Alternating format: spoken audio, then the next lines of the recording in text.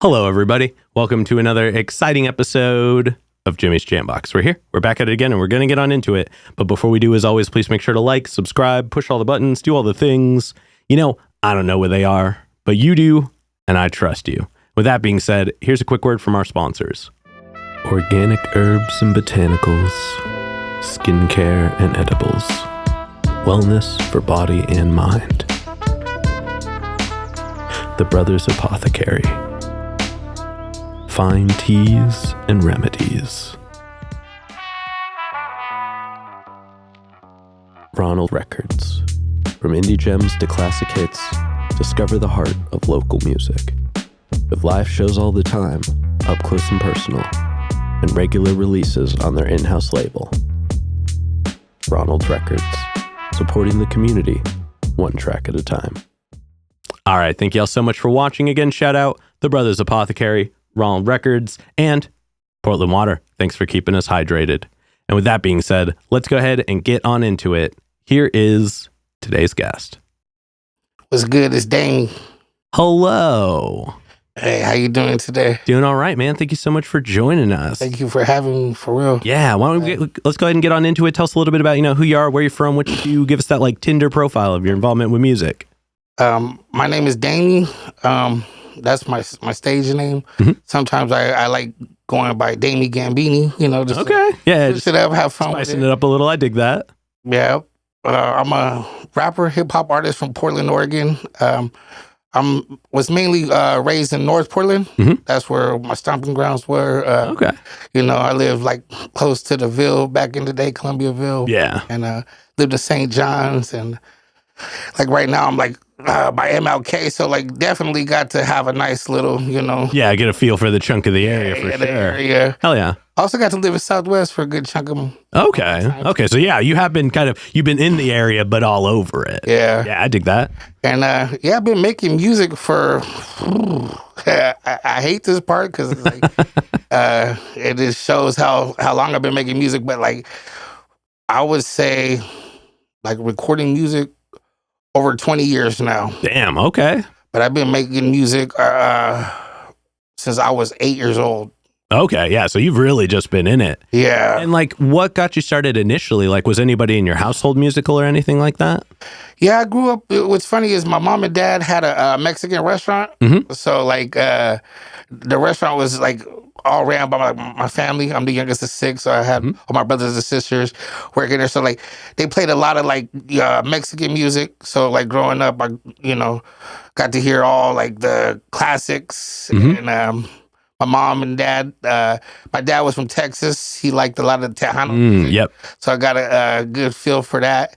And my mom loved the oldies. They're from back in the day, the good stuff. Yeah. So my mom always put me on to that stuff. So hell yeah. They love that. They didn't play no instruments or were any bands like that. I think my dad played drums in church. Mm-hmm. But other than that, I never had anybody play any instruments. I wish I did. I tried to play the guitar when I was 11, but it lasted 2 months. That's fair. Couldn't do it. I got into bass when I was 16, and even then I had tried guitar before, and it's just not the same. It's one of those instruments where it's either you love the complexity of it or it's just not the vibe. Yeah.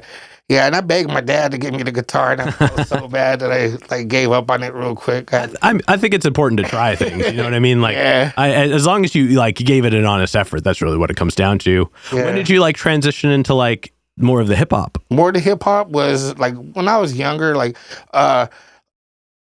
I'm the youngest of 6, so I have nephews and nieces that are actually older than me. Mm-hmm. So I kind of grew up with them as my brothers and sisters. I felt they were more, around me more. Yeah, they were in the house, and they were listening to all kinds of music. So from an early age, I can remember, hearing like Vanilla Ice and MC Hammer and that already for me, I was like 4 years old when that came out and just, I loved it. And I was like, it just always stayed with me. And, but it didn't happen till like I was like 8 years old. When I was 8 years old, I heard a group called Bone Thugs and Harmony.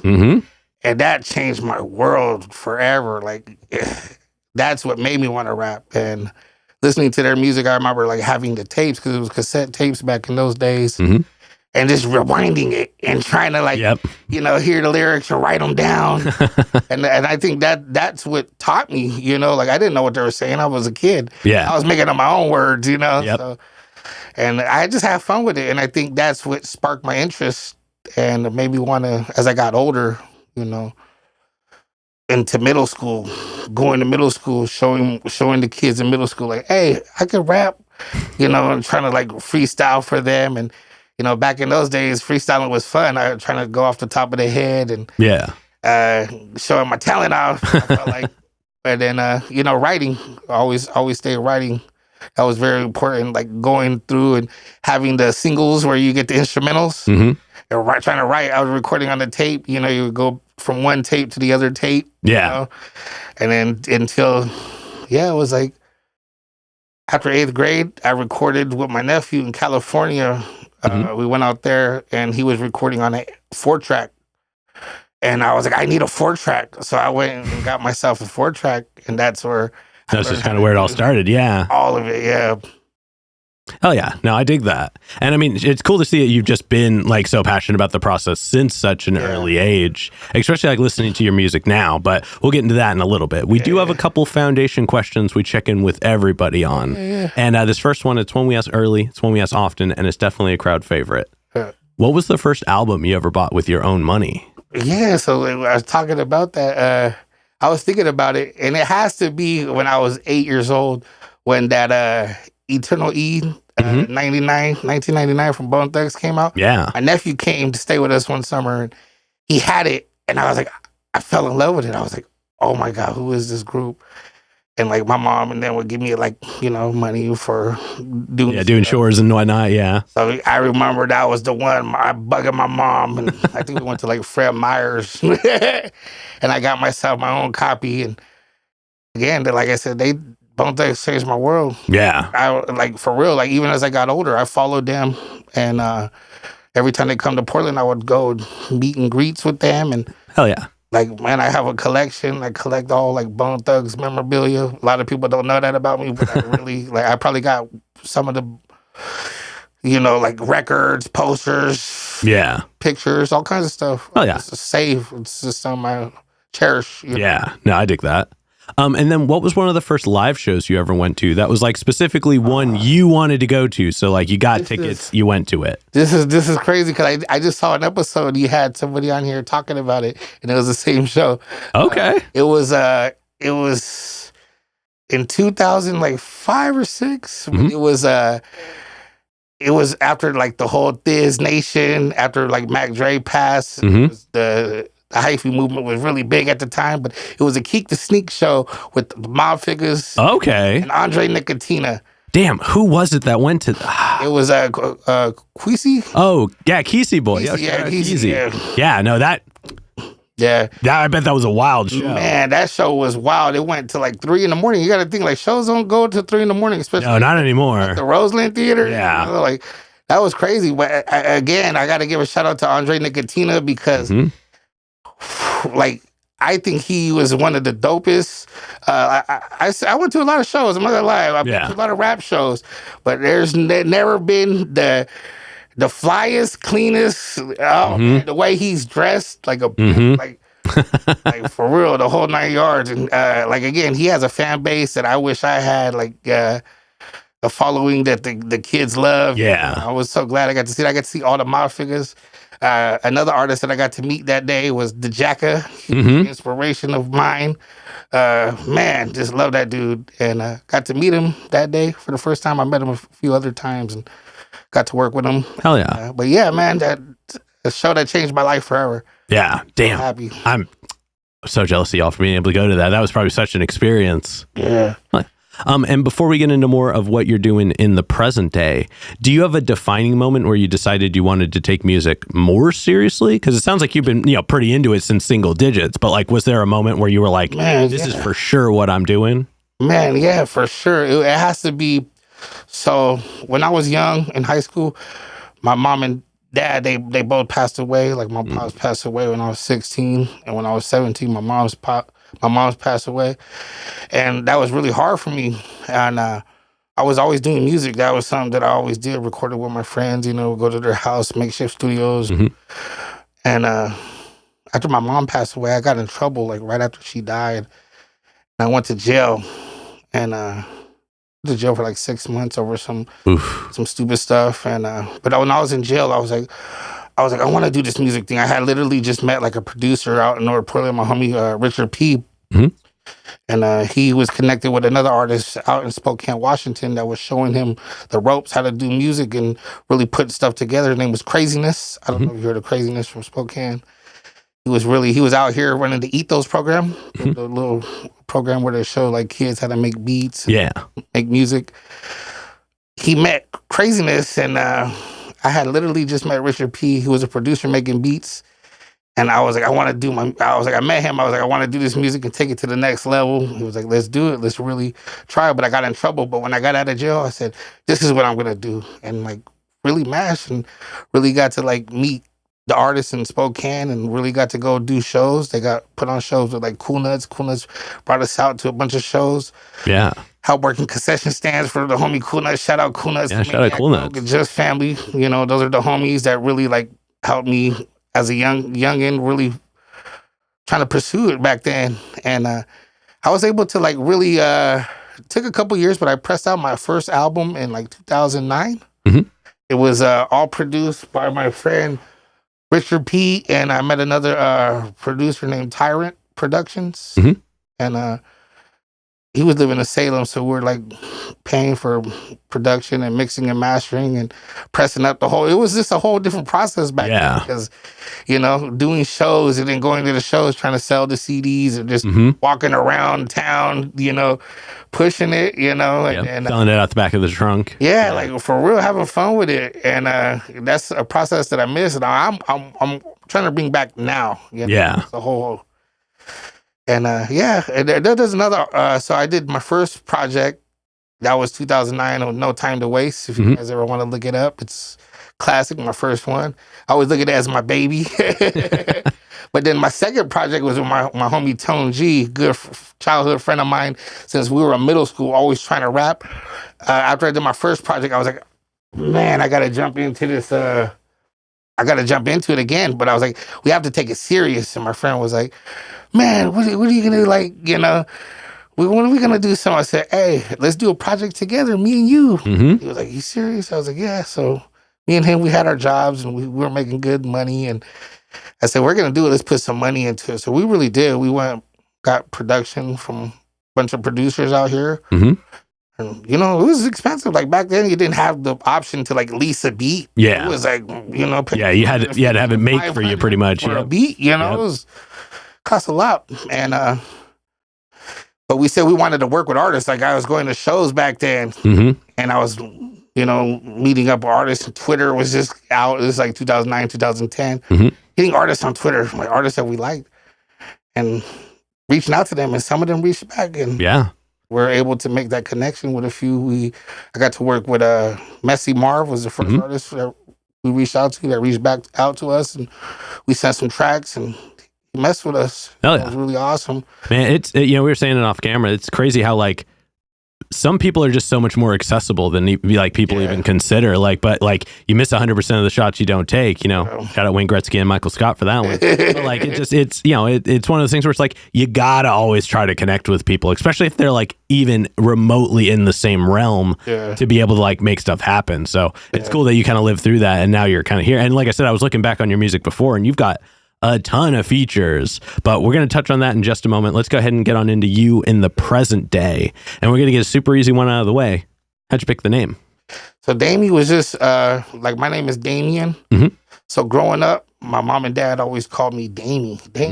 And, when I was in elementary school, my friends would hear my parents drop me off or pick me, Dami, bye, Dami. And they would pick on me like, oh, it's Dami, that's your name. And I would get mad and want to fight kids. I remember like, don't call me that. Only my parents call me that, you know? Yeah. But like, again, remember like after they passed when I was in high school, when I did my first project, I was like, what's it going to call myself? Because I used to go by Gambino in the day. And I was like, yeah, I can't go with that name. It's too mobsterish, which is still tight. I like it. That's why I added it to my name now, Dami Gambini. But yeah, no, I just said, you know what? To honor my parents, I'm just going to go with Dami because it makes sense. I see a lot of artists nowadays are going with their real name. And I think that's authentic to them. Yeah. Because music is us. So it's important to keep that, you know, keep something real, you know? Yeah, no, I dig that. And let's go ahead and talk about your writing style, or at least your approach to writing. And we're gonna kind of cover all of it, but we're gonna break it up into chunks and start right at the beginning. When you're ready to put a track together, what do you do to get things started? What I do to get things started is trying to get into I like to create while I smoke. You know, smoking weed always helps me, but I'm not always, you know, smoking when I write, you know. Yeah. But it does help. It helps my creativity. It's always like things come to my head quicker, like, oh, that's funny, you know. But it's always the beat. I think the beat is finding the right beat. Nowadays, it's easy to go find beats. You know, you got beat stars, people go on YouTube. I have a bunch of friends that make beats too out here, and I want to work with more producers. Yeah. So like trying to reach out to other producers and have them send me stuff. So like really, I feel like the older you get, like the more you do music, I think most artists have agreed with me with this, is we get pickier. Yeah. As the next song we get more pickier. Well, eventually I think you develop a style. Yeah. I mean, like you have a sound that you're like, this is my sound. Yeah. And so like you want to start looking for things that kind of exist in that realm. Yeah, it's always the fun process is finding the right beat. But my favorite thing to do is I like starting off with like hooks. I have fun with hooks. Yeah. Like I even like, you know, the last few years I've been trying to even sing and, you know, work on like, you know, just playing with it. Like, you know, like trying to say outrageous stuff. Yep. So that I love catching people's attention. One thing that I was told when I was younger is, you know, I never looked at myself like I'm the dopest, like MC. I'm tight. I know that. Yeah. Delivery. You got to have delivery. Yeah. You could say the dumbest, easiest, simplest thing, but if you could deliver it. Yeah. If people vibe with it the second they hear it. Yeah. But I always say one thing about me is like, you got to put some outrageous in there. Like sometimes people hear my music like, what did you just say? But yeah, you know, I think that's what makes music fun. I like having fun with it. No, definitely. And you know, we're going to kind of jump ahead a little bit because that's a cool point. I want to touch on something I noticed when I was listening to your music. You know, that's part of the show. And I mean, you know, I checked out your most recent track, All of My Endeavors, which it's a cool jam. Like I really like. First of all, the beat is very G-funk, so it just kind of lives right in my heart. But there was like meaning behind the lyrics. You know what I mean? Like it was a very real song, and it felt like it was kind of like an actual honest place you were coming from. But the track also felt really authentic to the style, like a genuine throwback, but in like the best way possible, which I really appreciated. But like your sound in general is really cool. You have a very like distinct voice. You have good beat selection. Like that was kind of the thing that jumped out to me. And you've worked with so many people. I mean, just to name a few, you know, Spencer Boston, Archie Trillfigure, you know, Slim, Cool Nuts. I mean, you know, I could, the list goes on. There were too many artists for me to write down all of, but you also have, you know, full albums with a couple people, you know, like shout out No Life Lewis and Peso LL. But I do this bit where I pick out two tracks that I pick out a track I enjoyed, but I had to pick two, and they were both off of the album Real Life Novellis. Oh yeah. And the first one was Novellis. Yeah, Real Life Novellis. The first one was Chop Stars because I was not prepared for that from either of you. Like that track just came out the gate swinging. Yeah. Like I saw who the album's with, and I was like, all right, this is gonna be a vibe. And the very first track bam, just got you right there. Yeah, that was a fun one. It was, you guys went wild on that track. And then the other one was 4-letter word. Because 2 tracks later, it's a complete 180. It's a completely different vibe. But again, it's honest. It came from this place of like just genuine feeling. It was much more smooth, much more subtle. But it's crazy to me that those tracks had 1 track separating them on the album. And that's like from the beginning, you just didn't know what you were going to get. And it gave it such a like interesting experience. And just like having listened to some of your other stuff, I still wasn't ready for Chop Stars. Like that one really got me. So I just that one right there. Shout out to my homie No Life Luis, my bro for life right there. We've been having fun making music, and when we did that project, we took some time on that one. But that song right there was so fun. Like I love how he chopped it up on that one. But like. And I felt bad too, because like my homie No Life Luis, he plays with different genres. And when I did that verse, I felt kind of like bad, because I was like, I'm going off the wall on here. Like, because I said so on the end of that verse, I want people to go listen to the song, because at the end of my verse, I say some off the wall stuff that people are like, what? Did he really just say that? But no, 4-letter word, that's my favorite. And that one meant a lot. Like, yeah, we recorded like most of that. The album was done all in the studio. So that song, 4-letter word, is a song that we did it on the phone. Okay. But all the stuff we do like in the studio. But that one we just, sometimes we were getting together and just late night, we just recorded that one on the phone. When we were like putting this album together in the studio, I was like going through the email, and I was like, Luis, he agreed with me. I was like, that song's dope. And we could have went and re-recorded it, but I don't like re-recording stuff, because I always feel it loses its feel. So I was like, let's just see.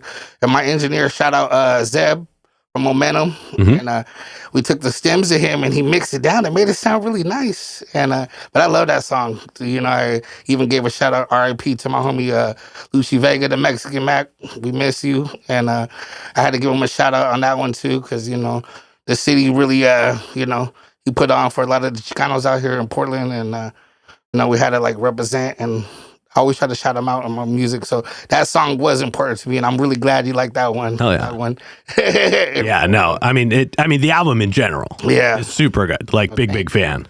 But I am curious to know what are some of your favorite tracks to perform? Oh, my favorite tracks to perform. I have to say one of my favorites is the song I perform with Peso LL, because I've been performing with him lately, because we were in a part of the Hustle Head, ENT. That's a movement we got going on. It's like our little record collective of artists, Peso LL.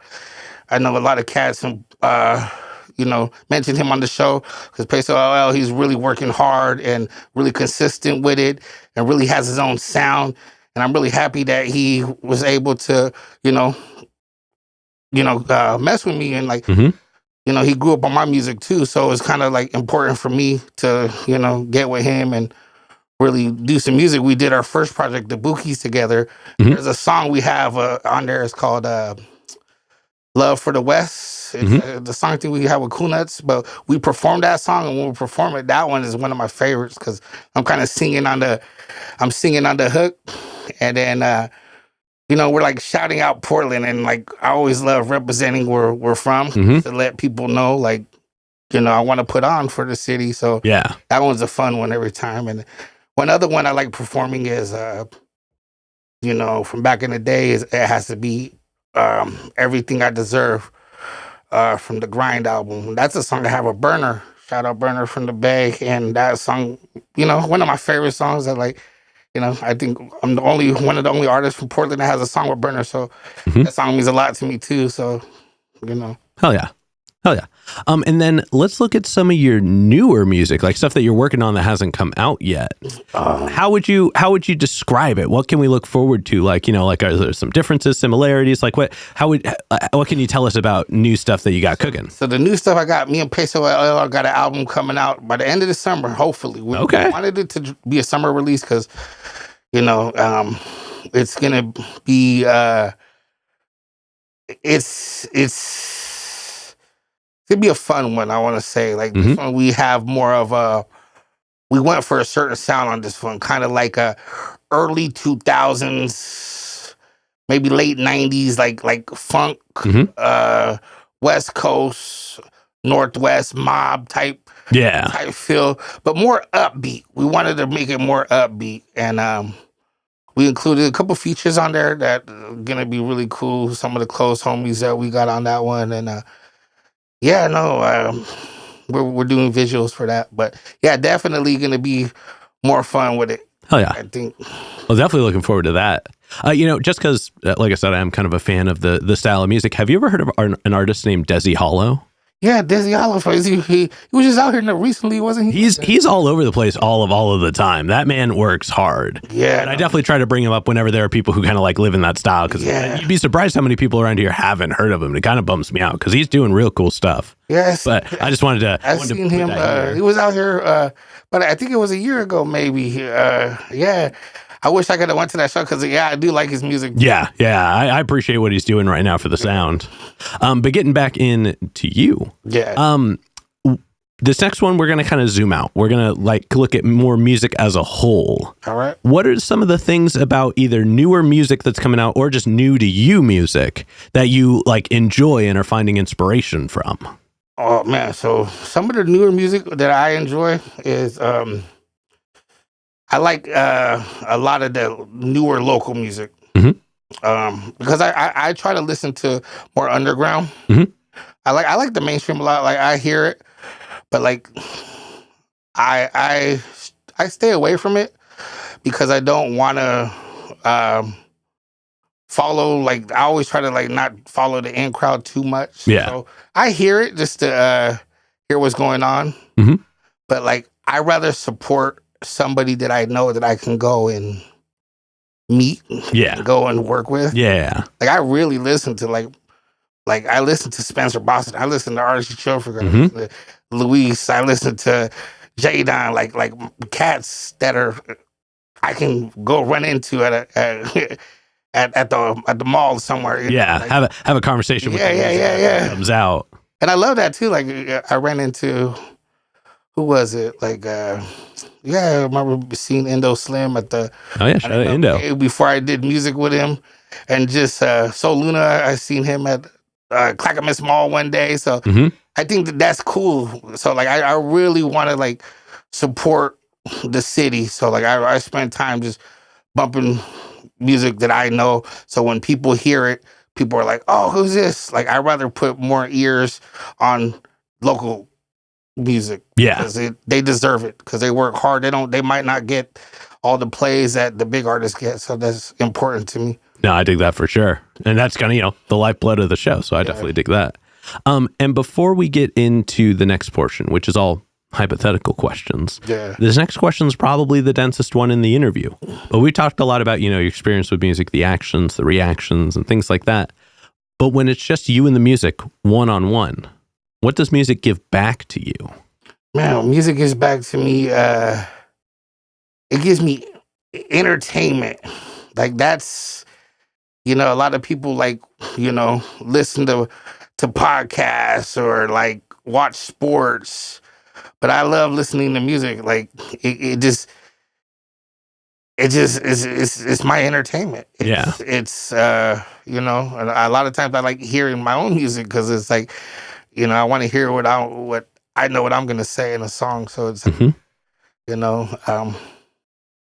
I love also what it gives me. It gives me memories. Yeah. It's what I love about music. My favorite thing that it gives to me that I feel is important is it's the closest thing to a time machine, because you can listen to a song and it takes you back to those moments. It's the only thing that we have close to a time machine. Damn. It's there's music that you hear and you just remember, there's certain songs I can't hear because I think of my dad. If I hear it, I'm going to instantly cry, because I'm going to remember him. Yeah. He's alive, and I think that's important. I think that's my favorite thing that music gives back to me. Damn. I love that. And that, I haven't heard anybody on the show quite put it that way, but that is a very, very good way of expressing. Like, I really appreciate you sharing that. Thank you so much. Thank you. But now let's go ahead and let's get on to some hypothetical questions. And for these, sky's the limits. The questions are all made up, so the answers are allowed to be as well. But this first one's pretty straightforward. If you could work with any one person, the only requirement is they have to be alive. Who would you want to work with, and how would you want to work with them? Man. There's two, but I'm going to go with the one that I want. The one that I know that's really doing stuff recently. One's an older artist, they're both older artists, but one of them is still. I have to go with Ant Pacino. I don't know if you heard of Ant Pacino. I haven't, no. In Ohio. He raps with a lot of like West Coast artists. He was real close with the Jacka, which Jacka's another artist. But yeah, Ant Pacino. I would love to work with him on a group project. I think me and him together, man. And he's somebody that I reached out to. Like, I've talked to him several times. I just got to get the money right because, it's a reasonable amount. But if I can make a song with him, I want to do a whole project with him. Not just a single. No, I feel that. Who's the other person? I'm curious to know. The other person is JT from In Too Deep. Okay. Yeah. Hotel. Yeah. That's just always like he's an inspiration. Like you can even hear it on my music. Like some of the crazy stuff I say is like it's what I grew up listening to him. He's cool, man. Like he just has a voice and just he has the slaps, like I love to work on the slaps he does. And what's awesome is I'm actually working with one of his producers, the one who my endeavors, Big Ice. Yeah. Shout out to Big Ice from Norway. He's another artist, another producer that I'm really thankful that I got a chance and I'm getting the chance to work with. So when producing some of the new projects. So yeah. Hell yeah. And then subsequently, who's a local artist that you're aware of that you haven't gotten to connect with yet, but you would like to? Oh man! And I know this is going to be a hard one because you've worked with a lot of people. Yeah, there's two. There's two right now, and the two I'm going to give a shout out to Sev Knotts. He's a cat that we follow each other. We always like each other's stuff and share each other's stuff, and I just haven't had the chance to ask him yet because I've been working on group stuff with other people, so I want him on my next solo project. That's okay. Hell yeah. Sure. And I know it's gonna happen. I already had told my homie Peso LL, that's a cat that Peso was like, bro, that'll be dope. But another artist, I don't know why people this other artist his name is Milk. I don't know if you heard of Milk. Yeah, I have. He's dope. He just with his bars, I would love to work with him because, I want to switch up my style and show the world that I can do that too. Go bar for bar with him. Yeah. I think that would be hard. I reached out to him too, but that was with another group project. But I just see he's working hard. He's in New York and he's gonna come up, man. He has his own lane, and that's something that I appreciate. Yeah, no, I've been trying to get him on the show for a little bit. So yeah. Anybody, first of all, y'all know what to do. At them in the comments. Let's see if we can make it happen anyway. But definitely trying to get him on here as well. And then for this next one, like I said before, sky's the limits, and it's pretty literal in this sense. But if you could perform anywhere in the world, and you wouldn't have to worry about crowd access or building stability or power, it was guaranteed the best lineup, guaranteed the best show, and it doesn't have to be a venue. It can be anywhere. Where would you want to perform? Oh, this is an easy one. I would want to perform in Copenhagen at the Roskilde Festival. Oh, hell yeah. Yeah, I hear that's cracking. My baby mom's father, he was from Denmark, and he always talked about when he was young and how cool it was. And this is something that interests me ever since me and him always talked about it. And I want to go do that festival. That would be awesome. I just love, the European girls. Whew. Yeah, they definitely do it different out there for sure. Yeah. And then to wrap up the hypothetical questions, If you could get one more album from anybody, they could be alive, they could be dead, they could have not put out an album in 100 years, they could have put out an album yesterday. Who would you want an album from? Ooh, a lot of people are gonna be like, "Dang, I know what Dami's gonna say, but they're not gonna." You said they could be what, dead or? Yeah, anybody. All right, anybody. Yeah. So a lot of people probably think they're gonna guess us right, but I'm gonna switch it up. I'm gonna go with Mac Dre. Okay, hell yeah. Mac Dre, man, he's a legend. Took too soon. Yeah, very much so. He inspired so many artists, especially here in Portland alone. We looked up to Bay Area in general. We're like the Bay Area's little cousin, I feel like. And I mean, I'm from the Bay, so I grew up with it. You know what I mean? I get it. My family's from Fresno, so okay, yep. Put me on. Like I was Northern California music. Like man, really helped mold who I am today. So, but yeah, Mac Dre is just an artist because, you know, he had classic albums, but I would love to hear what he would drop now. Yeah, man, I hear that so often, especially with so many artists that were like taken at their prime. Like, like what would music like? I mean, not even what they would do with music now. What would music sound like now? Yeah, man. If they had continued to, because I mean, you know, he was more than just like an influential. Like he started a whole movement. Yeah. Like he was really at the forefront of a lot of things. And I see like a big artist give love to him too. Like Drake loves Mac Dre. Yeah. And like, I mean, it would just be crazy because, you know, like Mac Dre would probably have music with Drake, you know? Yeah. Crazy. Yeah, very much so. Hell yeah. Man. All right. But with that being said, we're going to go ahead and start wrapping this up. What can we look forward to between, let's say, now and January? So from now in January, I got my album with Peso LL. We got an album coming out. We're calling the album The Tigers of the North. Ooh, okay. It's an ode to an old Mexican group called Los Tigres del Norte. They're really popular, and you know we had to like bring that in to rep for our people, and we have couple visuals for that. We're gonna really try to like promote this one really strong, and I think people are in for a treat. Like, when they hear this is gonna be like some of our best work. Shout out Big Ice.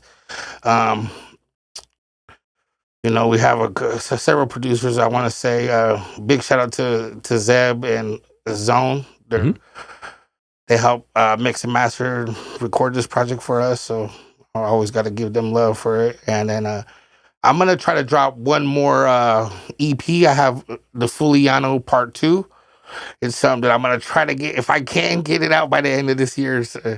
At least like a 4 or 5 song project, just solo. I think it would be perfect to have for the end of the year. But those are gonna be what I have. Oh yeah. The other thing I want to say, is I'll probably start another project with my homie No Life Luis, and maybe one other. There's a couple group projects that I'm working on, but we're just letting it marinate until we find the right time, because we're all busy. Like I heard the homie Archie on here give us a shout out, but I'll plug it anyway. Me, Archie, and Spencer Boston, Unique. We met up last summer to start a project, and we've been working on it. Hell yeah, little by little. It's you definitely got stuff cooking. So, yeah. We're trying to put stuff together like that, and there's some other artists that I'm in the talks with, because that's one thing with me. I love doing group projects with people. I think that's fun. So I want to see more of that. More other artists in the town need to do that, and I do see a few doing it, but we need more of that. Oh yeah, well, definitely looking forward to all of that. For this next one, go ahead and look straight at the camera. Tell everybody how they can find you. Oh, you can find me on Instagram. It's Dami, DAMI_Gambini, GAMBINI. And you can find us, or me, on YouTube, The Hustlehead ENT. We have a bunch of like videos, and you can see the whole team's catalog on there. We have a bunch of visuals on there. And shout out to Peso LL and the Hustlehead team, Hustlehead ENT. Oh yeah. And then any other plugs, any other shout outs, anybody else you want to put on while you're on here? Yeah. I already said Peso LL, my bro. The Hustleheads in general, my boy Jadon, No Life Luis, We got the Trill Figures. We got AMG. I gotta give a shout out to I see Jet Life. Jet. Oh yeah, shout out Jet. You know, he plugged me. I want to give him some love too.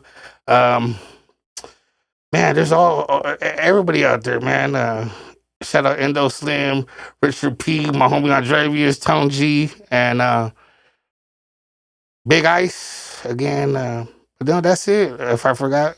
Yeah, I mean, you got a pretty big list, so I'm sure everybody knows it. But before we're going to go ahead and start wrapping this up, but before we do, I'm going to steal the camera for just a second. As always, y'all, please make sure to like, subscribe, push all the buttons, do all the things. You know, I don't know where they are, but you do, and I trust you. And one more shout out to the Brothers Apothecary. Oh, did it backwards. The Brothers Apothecary, Raw Records, and Portland Water. Thanks for keeping us hydrated. And with that being said, the final question. Yep. And this is entirely up to your interpretation. But what is an album you feel is more on the obscure side? It's a deep cut. It's one not a lot of people would know, but it's one you think everybody should know. From who? From me? Just in general, music in general. I would say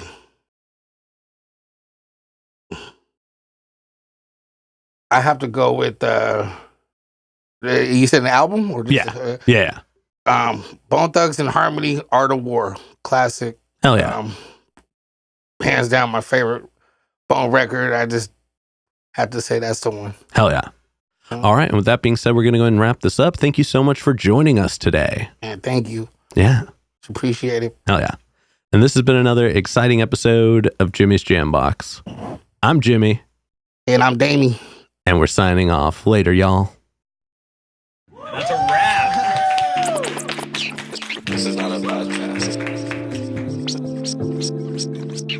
This is a show.